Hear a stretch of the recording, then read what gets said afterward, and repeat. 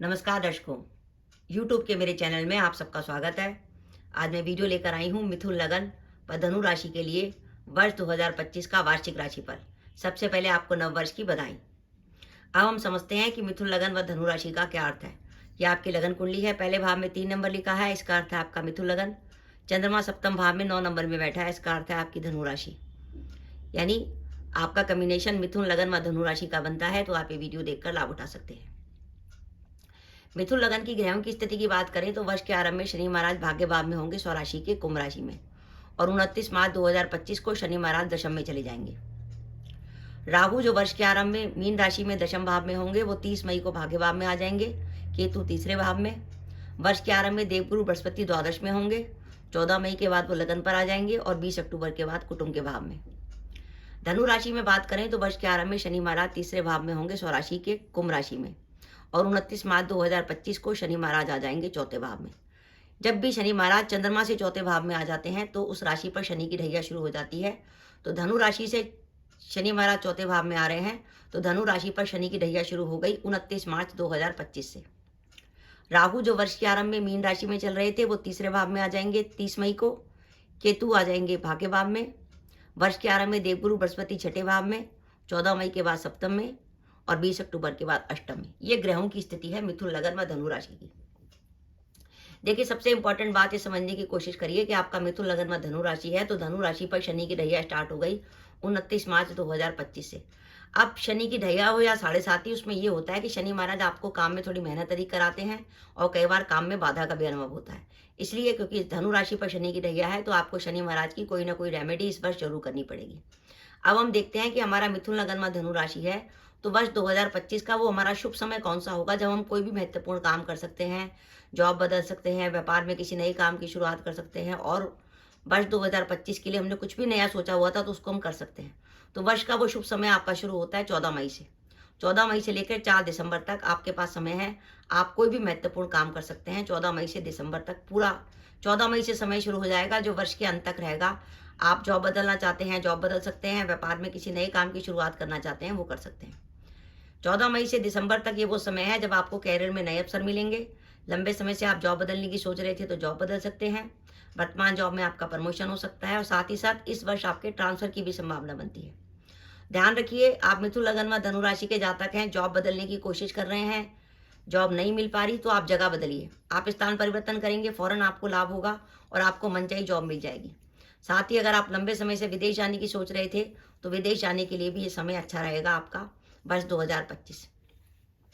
ये वर्ष court case के लिए अच्छा है, विशेषकर जनवरी से लेकर 20 अक्टूबर तक। अगर आपकी इस वर्ष जनवरी से लेकर 20 अक्टूबर तक कोर्ट केस की कोई डेट आती है तो उसमें आप पॉजिटिव रहेंगे।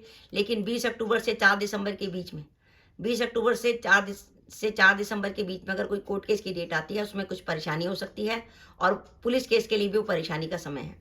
जो विद्यार्थी प्रतियोगिता परीक्षा की तैयारी कर रहे हैं उनके लिए ये वर्ष बहुत अच्छा जाने वाला है। पारिवारिक व सामाजिक जीवन की बात करें तो मिथुन लगन व धनु राशि के वो जातक जो अपने विवाह के इंतजार में थे, उनका विवाह तय हो सकता है। जो दंपत्ति लंबे समय से संतान प्लान करने की सोच रहे थे, संतान प्लान कर सकते हैं। इस वर्ष की खासियत यह है कि आपको भाग्य का साथ मिलेगा। भाग्य का साथ मिलने का अर्थ है कि हम जो मेहनत करेंगे उसका हमें रिजल्ट मिलेगा, और यह वर्ष धन के हिसाब से बढ़िया जाने वाला है।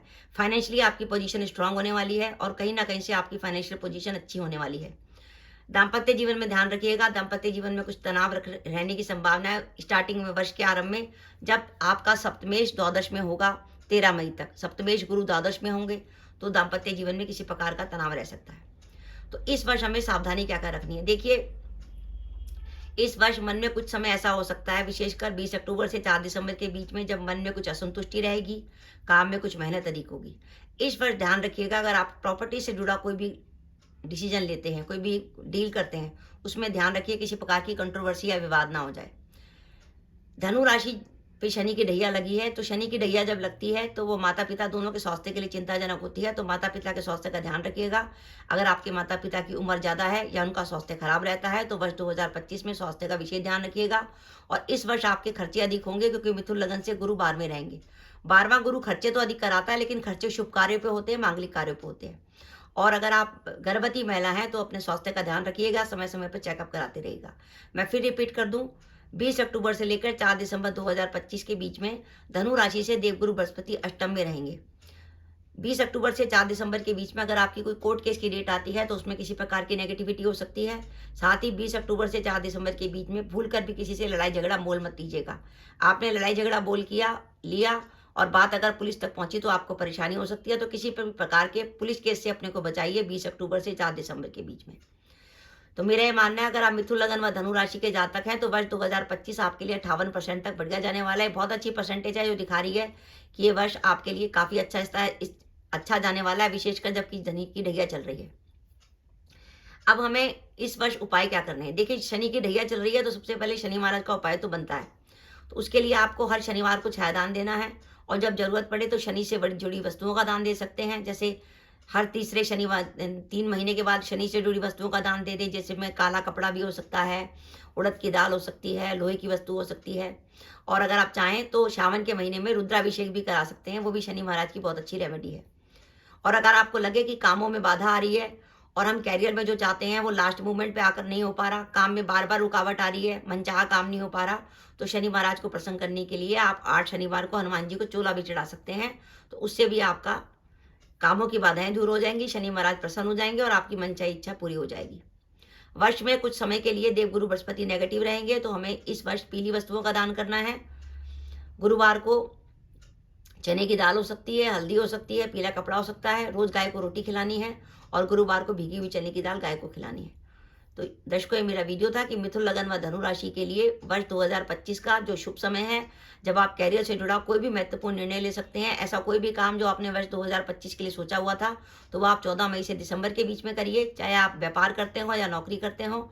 और अगर आपके ऊपर कोई कोर्ट केस चल रहा है और उसकी कोई डेट आती है 20 अक्टूबर से 4 दिसंबर के बीच में, तो उसमें कुछ नेगेटिविटी हो सकती है। और इस वर्ष भूल कर भी अपने को किसी पुलिस केस में इन्वॉल्व मत कीजिएगा, नहीं तो आपको परेशानी होगी। लड़ाई झगड़े से दूर रहिएगा। तो मिथुन लगन व धनु राशि के लिए वर्ष 2025 58% तक बढ़िया जाने वाला है। तो दर्शकों, ये मेरा वीडियो था, आपको कैसा लगा प्लीज़ कमेंट बॉक्स में कमेंट करके बताइएगा। इसके साथ ही अगर आप मेरे चैनल पर पहली बार आए हैं और आपने मेरे चैनल को अभी तक सब्सक्राइब नहीं किया तो कृपया मेरा चैनल सब्सक्राइब कर दें, साथ ही बेल आइकन को भी दबा दें, जिससे जब भी मैं अपने वीडियो अपलोड करूँ उसके नोटिफिकेशन आपको मिल जाए और आप मेरा वीडियो देख सकें। इसके साथ ही नमस्कार दर्शकों, जय माता दी।